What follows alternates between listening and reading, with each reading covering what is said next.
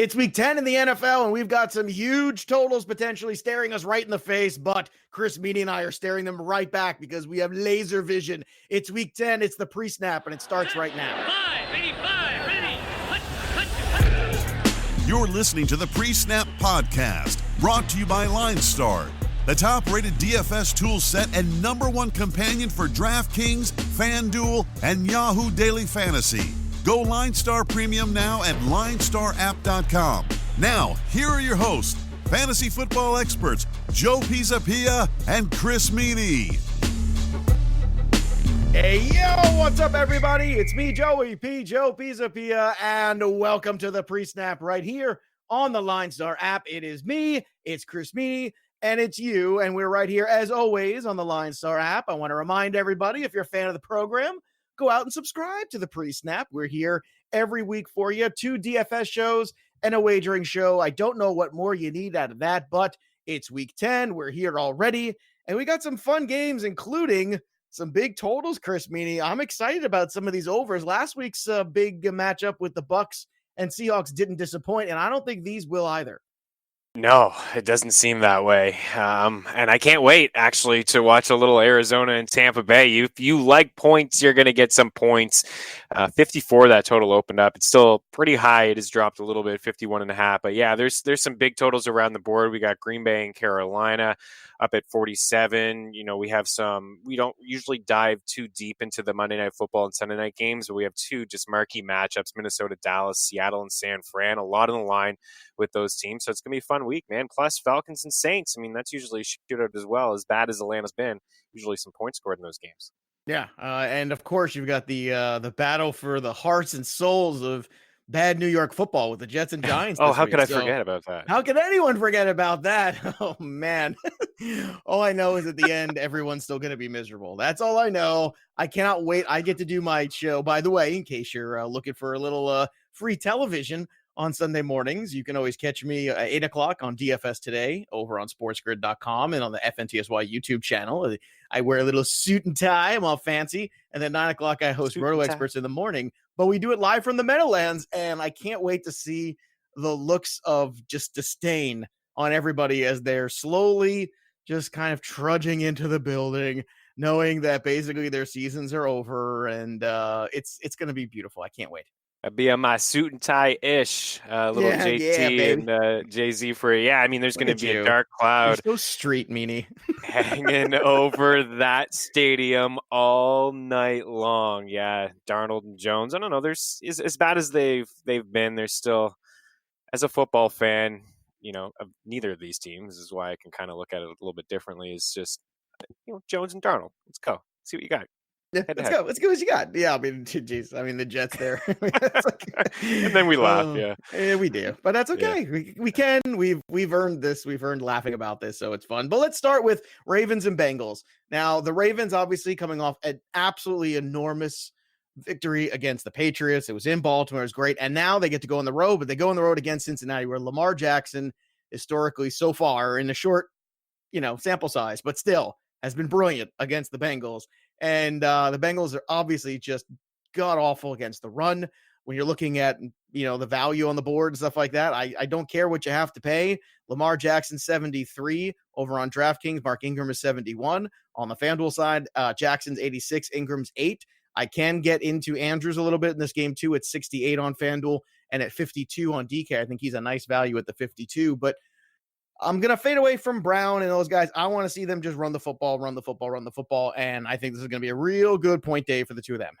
Yeah, I think so too. And if you're playing in those contests where you can put 150 lineups in, heck, just have one with Gus Edwards too, because I think they'll just run the football there. I like Ingram, like Jackson, like a lot of what you said there. I mean, in just 2 games against Cincy in Lamar's career, he has over 260 rushing yards against them. So I don't think that's going to change this week. He should be able to have his way. And I know the Bengals are getting some bodies back defensively, but it really shouldn't matter. Like Ingram, and I'm with you on Brown. I don't think I'm going to go there. I'm not too excited about him. I understand he only needs 1 catch. That's what I keep hearing. He only needs 1 catch to get 150 yards. Well, he's only had 1 game like that, right? I mean, week 1, I guess week 2 potentially, but there's been a lot of. This could be another one. Like, it could be. It's possible as a tournament dart throw. I'm cool with it. Like, I'm cool. I'm hip. I like what all the cool kids like. I'm street like Chris Meaney is, but yeah, I get it. Yeah, You for know, sure. I would honestly rather take the shot on Andrews because just been fielding a few questions. People don't know what to do with Andrews because they watched that game against the Pats, and I feel like that was the game script. Let's run on New England. We're not going to be able to throw on them. Let's run on them. Let's get all the tight ends on the field. Let's use all the backs, and we're just gonna. That's what we're gonna do. That's our identity. Let's do it.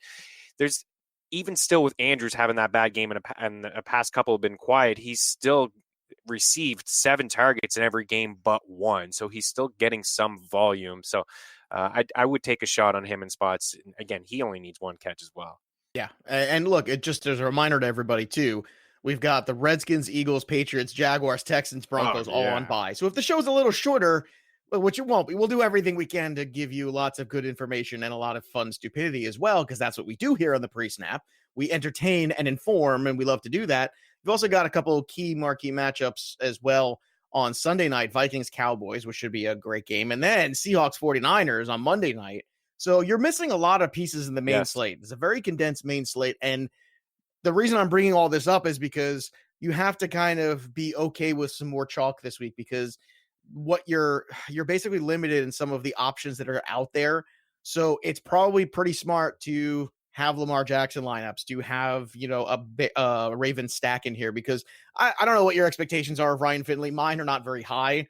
No. And I can't imagine all of a sudden Joe Mixon becoming really relevant against the Ravens defense. And normally I would say, oh, it's a letdown game, but not against the Bengals because they suck.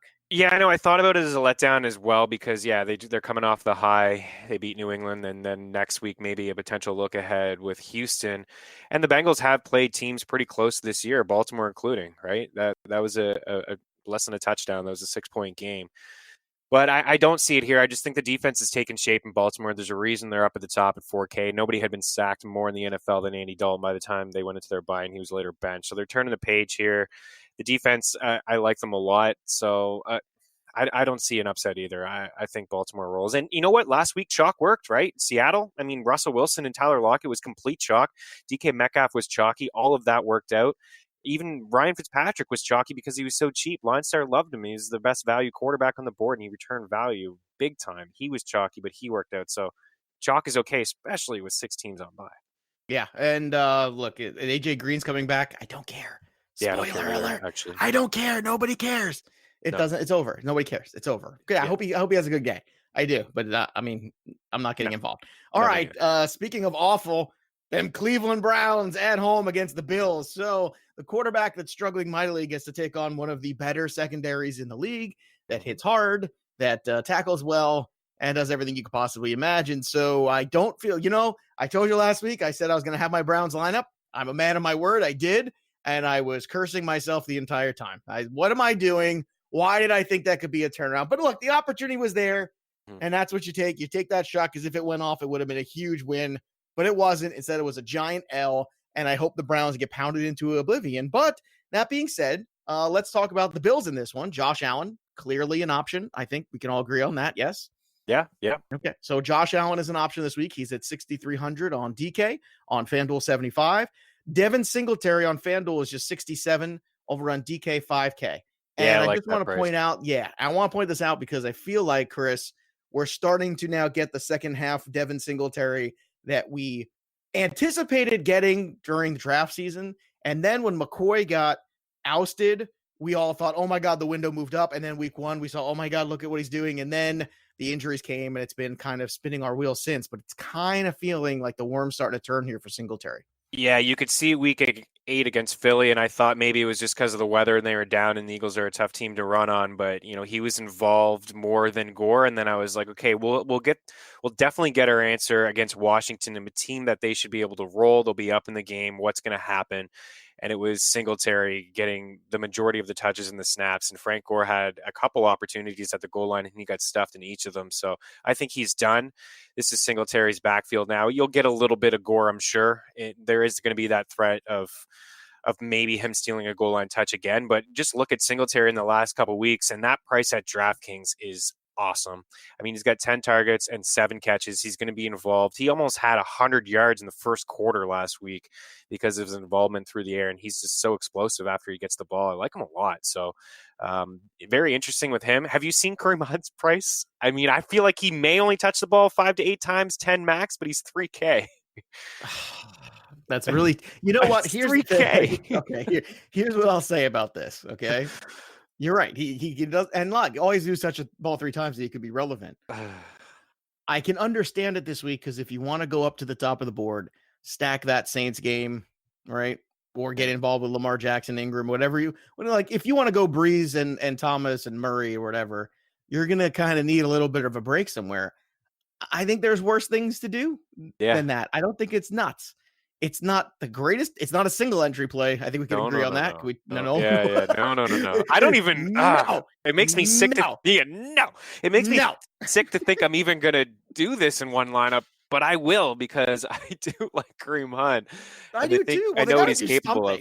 They have to shake up something, and they made the signing, and they had him there. And it's not like he hasn't been practicing either. He has been practicing the last couple weeks, so it's not like he's coming in like, oh my god, what's going on? Yeah. But you have to imagine they're going to work in a couple plays for him, and if one of those goes off, it's not impossible. Yeah, he's really bare minimum on FanDuel too. I like him a little bit better because on DraftKings says I feel like probably most of his touches may be catches.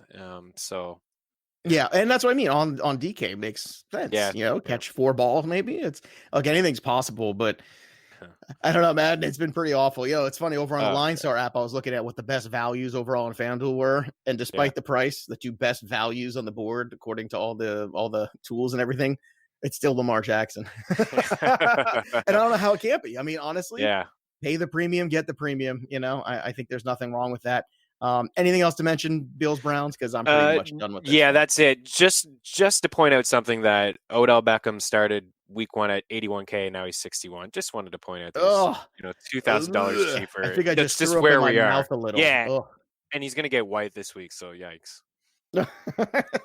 On that note, Chicago Bears at home against the Lions. Lions, crapped the bed last week. It's looking like McKissick is probably the better of the options there, but I don't know if it's good. At 4,300, I get it. This is another one of these guys we're ringing up as lineup builders. When you're looking for how do you get some savings if you want Breeze or Lamar Jackson or pay up for quarterback, it's J.D. McKissick at 4,300. He's probably a little bit more responsible than the Kareem Hunt one. Just throwing it out there, but still, Kareem has his the reasons. Kareem Hunt one is nuts. Let's just we spent a lot of time on that. It is nuts, but if you are if you play tons of lineups, it's okay to try him out. I mean, why not? Yeah, it's fine. Kenny Golladay at 7K, Stafford at 64 over on DK. On FanDuel, 77 for Golladay, 79 for Stafford. Same old. They're going to have to throw the football. I like Galladay's matchup against Amukamura more than I like against Fuller. I can tell you that much. But other than that, I feel like this is kind of one of those sloppy games. And it's funny because I don't know what to think of Montgomery at this point. I loved Montgomery coming into this year, and Matt Nagy's let me down. Now, he does have a touchdown in 3 of his last 4 games. He is trending in the right direction. Last week's carry volume was not as great as it could have been compared to the week before. So for $6,400 on FanDuel or for his price on DK, which I'm trying to bring up at this. 5.3. 5.3. Thank you. Are you involved at all with Montgomery here on FanDuel or DK? Yeah, I like him. And you might get some first-time DFSers over here who have drafted Montgomery early and he disappointed you, and maybe you're just out of your season-long leagues. Welcome. And I know this is going to be tough to try to talk you into Montgomery to play him. But everything 21 just points kind of, last week, 23 the week before. Everything just kind of points out he's getting the bulk of the work. Trubisky can't do anything, and then you just get the numbers that you look at with Detroit. And this is a team that's given up the 6th most rushing yards per game, 135. They've given up the most fantasy points per game to running backs. Josh Jacobs, 120. I know Cook is great, but 142. Jamal Williams had 104 against them. LaShawn McCoy hasn't done a whole lot on the ground this year. He had 56. The trend goes on. Justin Jackson in week 1 had 59. Or week 2 rather. This is a good matchup for Montgomery. I like him. I'm gonna play him at that price. I think he touches the ball at least 17 times in this game. Yeah, I'm with you. I think I'm in there too. Back-to-back 20-point weeks on FanDuel scoring. LineStar app likes him too, as well, for the same reason you're talking about too. They have him projected around 13 points, which is fair. And I think he has got the ability to go over that a little bit. And I'll tell you what, I like it even more if you're isolating the 1 o'clock slate, because if you're just doing that, I like Yes, him even more because you're taking Aaron Jones, you're taking McCaffrey out of there. Not that absolutely. Gurley's much of anything, but Mac's going to get a long day there without Brissett probably. Connor could come back too. Yeah, Yeah, good point too. So basically, 1 o'clock only. Montgomery very much in play. Main slate as a whole, I like it a little less. I think I like it a little more as a flex than I do as an RB2, but agreed. I like it. There's no way around that. Giants Jets. Okay, so I'll say this. I don't hate Daniel Jones in this matchup. I actually think Daniel Jones played relatively well, sans turnovers in this last game. And I think even though despite Mark Ingram's probably not going to be a go for this one, I think you got to like what you see out of him and Golden Tate together. On DK, Golden Tate is 59. I think that's a terrific price for him. I think that's a really good price on a full point PPR. He's 63 on that one. Barkley's always going to be great. He's 86. And man, how great was that when you see Barkley get that one big run on Monday night? Yeah. Just as a reminder of, when he breaks away, he's Oh, like, that Barry Sanders kind of thing where he's he just is. gone. Yeah, I know. Unbelievable. It's fun to watch. Yeah, I wish he wore another jersey. But yeah, he looks really So good. does he. Yeah, so does he, no doubt. I certainly like Barkley.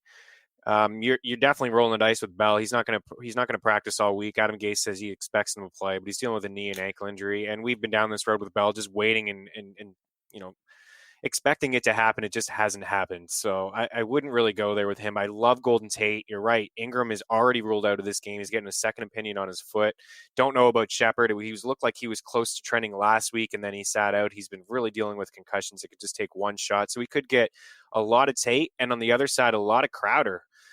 Yeah, that was they've what I given was up going the to go to. third most fantasy points. The Giants, Janoris Jenkins hasn't been all that great. You can go Robbie if you want. Crowder He's the at big home run 5K threat, is a but yeah, great Crowder's value. a good one. Both of those guys, 5'9" for Tate and 5 for Crowder. I would expect between them probably 20 targets. You buying into the Ryan Griffin narrative at all there on the I'm on the not. Jets side? I'm not 31 really. is intriguing. Yeah, I know it is intriguing, and honestly, you know what? You're right to bring him up. 14 targets 12 targets in his last 2 games, 10 catches. And Herndon he was active, but he didn't do anything. So yeah, it's possible. I mean, I was intrigued with Herndon. I saw the connection between him and Darnold. So that's what made me like Herndon. And, it makes sense that him and Griffin are starting to have a rapport. Yeah. Look, the Giants, you can throw in the Giants all day. It's just whether or not Sam Darnold can shake the ghost out of his head and get anything done. So I'm more on the Giants side of this game for sure. Posing this to you as well. If you had to pay up for one running back this week, would it be Barkley against the Jets, or would it be Mr. Christian McCaffrey as per usual against the Packers? I know. Look at the price difference: 10-5, 8-8. Big difference. I'll take the 8-8. Yeah, yeah. I know that's a big number. I think we finally did it. We got to the point where now I'm out on McCaffrey. I know, and it's such an unbelievable matchup. Like Green Bay has been brutal against running backs. I mean, you saw it last week. Melvin Gordon and Austin Eckler both had a really good day, and that line just owned the Green Bay Packers line, and that's saying something because the Chargers have been just awful at protecting Rivers, and they haven't had a run game in weeks. So I understand the price jumping up that way. What I will say is I faded McCaffrey last week in a small contest, and I didn't win because of that, honestly. So if you are just playing in a small contest, I know it's tough to have a balanced roster. We'll try to pick this is why you get guys like McKissick in your lineup. This is there's guys out there. Maybe you do take a chance on Hunt, or maybe you take a chance on Ryan Griffin as your tight end. Yeah, you take chances in flex, tight end spots like that, and figure it out later. Yeah, you get the LineStar app for one. There's tons of values on there. Tons of value. Go out there, do it now. If you haven't, I don't know what the hell you've been waiting for. Go out there and get that LineStar app and upgrade to the premium product while you're at it. Chiefs and Patrick Mahomes back traveling to the Titans there. Now, unfortunately, with Tannehill, I have no idea who he's throwing the ball to. He doesn't seem to have a favorite target. Good for him. He's playing well, but that gives me zero confidence in him in this game. Henry's Henry. We all know what the Henry factor is. I do like Mahomes and Tyreek Hill in this game. Bounce, kind of just get right back on it. Just if he's out there and he's playing, that he's good enough to play. Same thing I talked about a couple weeks ago with Drew Brees. So I'm in, and it's kind of fascinating because it's an opportunity to be in when a lot of the heat is not on Mahomes, which is not normal. Normally, everybody's in on Mahomes. So this is one of those rare opportunities where I do believe ownership will be slightly less. Still, the price is going to be high enough, but nonetheless, it's an opportunity. Yeah, it is. It is an opportunity. I'll take some shots on him for sure. There's no question. I have to talk me into playing Patrick Mahomes. I wouldn't do it in cash if you're a cash game player. I would shy That I away. You never agree know. with. Yeah, you never know what could happen to suffer a setback or whatnot. And it does seem like, it's changed so much back and forth, and it has been a confusing backfield. But it does seem like what I saw last week. I mean, Shady wasn't even second in that backfield in terms of just snaps. So he was third. It does seem like Damian Williams is going to have a shot, and he's not going to bust an 80-yard run or whatever that was last week. He had a 91-yard run, I believe. But with Mahomes back, he could go back to 3 or 4 targets, and that is certainly valuable. So there's a lot to like about the Chiefs. And on the Titan side, I agree. If I had to pick one Titan wide receiver, it'd be A.J. Brown. Yeah, red zone looks there. That makes sense. Very cheap. I get behind that. Cardinals Buccaneers. This one's got a high total and with good reason. My thing is this: like last week, Christian Kirk did not have a good game. Larry Fitzgerald has been struggling for basically the last 6 weeks. Cardinals passing game is not that great, and I'm a little concerned there. Now I get maybe some Murray ownership, but I actually prefer the Buck side of this game.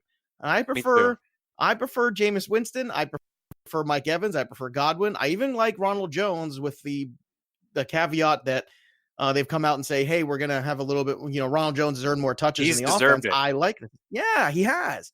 So let's get on board here. I'm on the Tampa side, whereas I think most of the heat's going to be on the other end. What do you think about this one? Yeah, no, I'm with you. I'm lockstep. This is going to be an interesting game because Tampa go to the distance in Seattle into overtime. You got Arizona on that quote unquote mini bye week with the Thursday night games. A little bit more time for guys like potentially, I guess, David Johnson getting a little bit more healthier, Christian Kirk healthier. I know he played last week, but the extra days of rest certainly do help. I like Ronald Jones. I've been saying this from day one that he's deserved this work. When he gets in there, I feel like he looks pretty good. And in the times when you look at the game log where he hasn't, he's only had a handful of touches. So I think he runs hard. I think he's good in space. And I think Peyton Barber has taken that step back. So it's time to see what you got really in Ronald Jones, a guy that I believe they drafted in the second round last year. And he's just 43 on DK. So that's another guy that helps you out a lot. Yeah, for 63 sure. on FanDuel. I'll tell you what, I love Godwin. I'm going to say I'm in love with Godwin this week. Patrick Peterson probably going to be on Evans. Peterson's on Evans, and then you've got Godwin here in the slot, and you saw last week what Emmanuel Sanders did in the slot to the Cardinals. So just keep that in mind, and Godwin is far better at this point in their respective career. So get on that bandwagon. I like Kirk, though. I like Kirk. I'm not going to completely ignore him. I like it in the tournament play. I don't like it in cash. Tournament only, period. Now, this one I love. I love this so much. Give me Drew Brees at home. Michael Thomas, lock it up. It's good. It's cash game, beautiful. Do it all the time. Even if Kamara plays, I'm going to keep sticking with Latavius Murray. He's the better return on investment. It's simple as that. I don't even want to get into it. Don't at me. He is the better return on investment, folks. You are. And I'm sorry. And at the Falcon, we're so cool in this show. We're the coolest. We're the coolest guys. The coolest guys. We're the coolest middle-aged white guys out there talking sports. And on the Falcon side, I guess Matt Ryan's healthy. But I don't know. I just whatever. Who cares? It's not going to shock you if the Falcons keep pace with them because the Falcons are a good offensive team. I will say this: Austin Hooper, I'm always in on. I love Austin Hooper. Great ROI in fantasy all year in DFS. Every single week that guy shows up for the most part. Yeah. So give me him. Give me the Saints. That's it. Yeah, and every week with Matt Ryan, right? They've been pretty good together. So I don't mind that price even at 5.5. But yeah, I'm with you. The line has just been so bad, and Matt Ryan, he's probably going to take a couple shots. It's going to be tough. From the last time we saw him, he was just knocked down all over the place. He ended up leaving with that foot injury. So I don't have a lot of interest on Atlanta. I think if you're playing them, you're being super contrarian. But I am interested in Drew Brees. You love that price. It's 6.7. I agree with you with Latavius Murray, and you want to take a couple shots. Ted Ginn is 3.7. There's your cheap play in a tournament. He's a value on LineStar, one of their favorite ones among wide receivers. It just takes one or two shots with Ted Ginn. Yeah, and the Falcons don't tackle anybody. I mean, it's you're right. You can go with him and Thomas. I mean, I don't care. Yeah. It's fine. Dolphins at Colts. Brissett probably unlikely for this one. No T.Y. Hilton. I'm out on the Colts. I do think you're going to get a lot of Marlon Mack. If you want to make the case for Marlon Mack based on volume, okay. I just don't know how many touchdowns there are in his future in this game. So I struggle with that. And on the Dolphin side, it's the same thing we talked about last week, I think. I think it's Fitzpatrick. Sure. If you want to take a shot, it worked last week. You can go down to that well. I don't like it as much on the road, but and Devontae Parker, especially with Williams, with their other receiver out there, they're in a good spot here where he's going to continue to get the ball. Yeah. I'm not going to go back to Fitzpatrick. We had our fun. Fitzmagic. If he has a good game, he has a good game. We got in. You want to get out while the game's good. I agree. You don't want to stay at the dance too long. Yeah, you said it perfectly. We can move on. The only guy that I like in this matchup is Mac. I think he touches the ball 25 plus times. Yeah, Preston Williams out. I'm not getting into the Mike Gesicki thing yet. Yeah. Actually, you know what? Gesicki is I'm glad you mentioned him. 3-1. I'm kind of there just because of Preston Williams. Kind of. I think he's a sleeper, but I do think he's going to be a popular sleeper. 6 targets, 6 grabs, 95 yards. 7 targets a couple weeks ago. Fitzpatrick likes to throw the tight end. He really does, and he's just going to chuck it. And I don't know what they're going to. Are they going to get anything from Balaj or Gaskins? No, I don't think so. I mean, people got excited about Mark Walton. Why? Right? I mean, volume, and or the potential volume. He's been crap in with the volume. Yeah. So I don't expect anything from Balaj either. Like, they benched Drake at times, and Balaj is working. Like, look at Drake. In 2 years, he couldn't get that kind of workload. He goes over to Arizona in 3 days. He has an awesome game against a tough defense in San Fran. So Miami's they're trash. But Gesicki, I could see. All right, you brought me over. We've both brought each other over. I'm into it. Glad you brought him up, actually. Yeah. Well, I do believe it's worth acknowledging. I just, I think the point you make is the about lack of running game is fair. And my only concern with Gesicki is Darius Leonard is such a menace to society in the middle of that field. Oh, yeah. So you got to be a little clear about how you use him. Otherwise, he's going to get lit up by that guy. But it's certainly, you could certainly make the argument. All right, 2 more big games here. Rams coming off a bye, going against the Steelers. Now, Steelers played well. Deontay Johnson let me down, but the Steelers have a couple W's here back-to-back weeks. They're slowly getting into this conversation. Juju was bad again. Connor is a question mark as of right now when we're recording, so keep an eye on that. Regardless, Jalen Samuels, still a value, still okay. But the Rams here, I'm out on Gurley. I'm done for the year. You can have my Gurley shares. I'm out of it. I'm done. And I'm waiting for Robert Woods to get right. Is this the game we finally get Robert Woods where they come back and out of the bye and go, look, we need to figure this out and get out, some Robert Woods shares again? Yeah, I mean, it could be. He has been pretty disappointing. He's been we know that he's a good blocker, so he's been trying to get that run game going. You're right about Gurley. I mean, he doesn't have 100 yards on the ground yet, and the Rams just, the past couple of years, they just live and die by the play action. Take a guess. What's Woods' salary on DK? Just guess. What would you? Oh man, he's definitely under 6. He is. He is very under 6. He's 5.6 right now. Yeah, it's worth taking a shot on. Cooper Kupp's so expensive, 7.3. Doesn't look like Cooks is going to play. I mean, Reynolds could be that deep threat guy. I mean, you could potentially take a shot there. But the defense is great in Pittsburgh. They get after you, too. And Goff is not great under pressure. It's an interesting game. I don't like anything from the Pittsburgh side. I mean, Jalen Ramsey probably won't see Juju Smith-Schuster. But he'll definitely see Johnson. That doesn't make me feel great about Johnson. Then Roby Coleman-Nickel will probably see Juju in the slot. They've just been dumping it off to Connor or Samuels the whole time. So I'm not really into this game. I'm not into Pittsburgh at all, but I will say this. There's going to be a Robert Woods game, and I'm not against Everett either. At 45 on DK, he's a decent tight end value. He's 57 over on FanDuel. Woods is 69. I don't like Woods' price as much, but on DK, on the full point PPR, we just have Sean to McVay get 2 weeks to prepare for this too, right? I mean, they got to, especially with Cooks out. You really got to get going here, because what's going to happen is, I don't know what I'm going to do. I'm going to stop Cooper Kupp. I'm going to get Devin Bush out there and help out as the linebacker and help Hilton out, whoever's going to be, guarding up on Kupp, and try to stop this guy a little bit, and then make Todd Gurley and company beat you, and that means Robert Woods. I got nothing else in this one. We're good with this one? All right. Yeah. Panthers at Packers. You mentioned before, this is a great matchup for McCaffrey, hence the premium price. Kyle Allen's going to be quarterback rest of the year. Cam Newton is on IR. I don't like any receivers. Carolina, I can't do it. I'm out. Yeah. But I do like the rebound of Aaron Rodgers and Devontae Adams here, because everybody was very excited last week about Adams being back. And look, it's hard to be good when your quarterback is laying on his back. And basically, Bosa and Ingram just kept him there the entire game. So I'm expecting a nice bounce back game. If there's one game that I think is going to be a surprisingly high total, I actually think it's this one.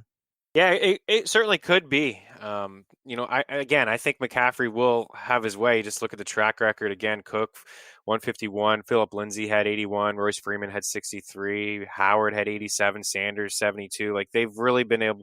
They've had a hard time stopping the run, and now they have to go up against the best running back in football. So that's going to be an issue for them. If you want to take some shots, if you do feel like it's going to be that game, maybe you do get involved with a DJ Moore, Curtis Samuel. They're both pretty cheap. They're not high in my board, but I could see it. And I agree with you on Devontae Adams. I mean, he's $6,900. It's a really good price for him. I mean, remember when the season started, he was pushing near 8, so you're getting some value there. Last week he was 71. So seeing the poor performance and Aaron Rodgers on his back, it's dropped his price. So there's some value there. 7 catches last week for only 41 yards, but he still had 7 catches and 11 targets. So I'm in on him. And Aaron Jones is interesting to me as well because he had a bad game. So recency bias is completely a thing. 7-4, 52. Williams could get involved too. There's lots of ways that you could actually go with Green Bay. I wouldn't get involved with any other wideouts, but both backs I think are in play. Okay, so LineStar is doing a cool thing here with Super Draft. So if you're not familiar with Super Draft, now's the time to get familiar. Basically, here's the idea. You try Super Draft and you get 3 months of LineStar Premium for free for new customers. So if you're a new customer to LineStar, this is your opportunity to get 3 free months and play a little Super Draft at the same time. So here's what you do. You go over to superdraft.io/LineStar. Again, the link is superdraft.io/LineStar. And what you do is you have the Super Draft must play and you base that off the multiplier. So basically my guy this week, my must play is Michael Thomas. If I hit on that, boom, I get the multiplier. It's a fun new contest. So again, go hit it up over at superdraft.io/LineStar and you get 3 months of free premium LineStar app. And it doesn't get much better than that, folks. So go over and go take advantage of that today. Before we get to our picks for the touchdowns this week, I saw something very fun and I brought it to Chris's attention. TJ Hernandez, another great DFS analyst out there on the Twitter machine. And if you're looking for some other follows too, Greg Landry, Nitro DFS here at LineStar, fantastic follows, and the write-ups they do are absolutely outstanding. I read Greg's this week. It was terrific. But let's just have a little fun here because basically what TJ did was here's the average salary at each position of the Millionaire Maker every week. The $1 million contest over on FanDuel. And here's the fun thing. I kind of just played around with it. So basically around 7.7 is the quarterback. So I plugged in Kyler Murray. Around 8K is the RB1. So I plugged in Mark Ingram. Around 7K is the RB2. I plugged in Latavius Murray. Around 7.6, I couldn't find anybody I like, so I paid up a little more for Devontae Adams. Around 6.6 was wide receiver 2. I put James Crowder. Around 6K was was our wide receiver 3. I put Golden Tate. Around 6.4 was tight end. Again, had to pay up a little bit there, so went with Austin Hooper at 6.6. And then with flex was around 6K. I went with Damian Williams, hoping maybe against Tennessee, he can have another decent enough day. And then defense, you kind of just, plug in there somewhere around the 4K range. So that being said, I looked at it and I'm like, this is a pretty good lineup. Like this is a very high floor lineup. And I think there's something to be said for this little bit of analysis. And I thought it was worth sharing on the show. So a Murray, Ingram, Adams, Crowder, Tate, Hooper, Damian Williams. That's a pretty decent lineup right there. Yeah, it is. It's interesting. And, you look at it that way and you kind of just how he breaks it down, TJ, with RB1, RB2, wide receiver 1, wide receiver 2, wide receiver 3, kind of like how you go down the board drafting. I think people sometimes, this is a well-balanced lineup. Obviously, it's had a lot of success in Millionaire Makers or the Sunday Million on FanDuel, but when you do it that way and you don't reach up at the top for some of these high-priced guys like a CMC, for example, take out Ingram and put in CMC. You're just not going to have that well balanced, right? You're going to have to punt a position. You're going to have to take a shot on a guy. But we're putting in guys that, for one, they're probably, in terms of the wide receivers, they're all number ones on their team. They're getting the most usage, the most targets, and you give yourself a well-balanced lineup. So I like it. You can even spend down a little bit more on quarterback and jump up to your wide receiver 3. But yeah, this is a good lineup. You could go down to, this is a tough week, but you can go down to even $100 less with Josh Allen. You can go down to Daniel Jones against the Jets. That all works out fine. I don't know if we really want to go to Fitzpatrick and Tannehill, but look, this particular week, I just thought it was a very interesting thing. And I think it's worth bearing out there because I played around to see what the lineup looked like. And I looked at it at the end of the day and went, hey, that's not a bad little lineup. I feel like it's, like I said, a high floor lineup where there's a little bit of ceiling. There's no like real stacking going on here. That's the thing that kind of takes you away from the stack mentality, but you can make a case against the stack mentality a lot of times too. So it's not always being in or all in on a game necessarily. There's more than one way to be successful here in the DFS world. So that being said, let's get on that success wagon again, Chris Meaney, and let us find the end zone. And if you like and retweet this segment, you have a chance to win some LineStar merch from right here, the LineStar app. And Chris Meaney, I'll let you go first. Who's the running back that's finding the end zone for you this week? All right, so I'm going to put my money where my mouth is, with David Montgomery. I like the value at 53. I love the matchup. It's one of those weeks. I was going to say Montgomery and were you? Put my money where your mouth was, and look at that. You really were. Now I wanted to love it now. Yeah, I'm good. You gotta love it, guys. You really do. And usually try to go towards, because I want people to win. I want them to have the merch from LineStar. So try to pick a high total. And this game could be, it's a little sloppy. The Bears offense hasn't been good, but go back, listen to the show if you're already listening. On Twitter and just listening to this clip, is that this is a really good matchup against Detroit. They just haven't been able to stop the run. When they get down in the red zone, for sure, Montgomery is the back. So give me Dave Montgomery, just really pressing the point that he is valuable today or this week in terms of pricing. All right, give me Mark Ingram the second. And the 2 on the jersey is for those 2 touchdowns he's going to have. Yeah, that's right. I said it, baby. So Chris and I both like Montgomery, but I'm going to go Mark Ingram here against the lowly Bengals. Lots of running all over the field for them. All right, wide receiver.